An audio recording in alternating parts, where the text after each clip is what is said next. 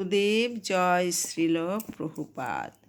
শ্রীমদ্ গীতা বিষাদ যোগের 25 নম্বর শ্লোক।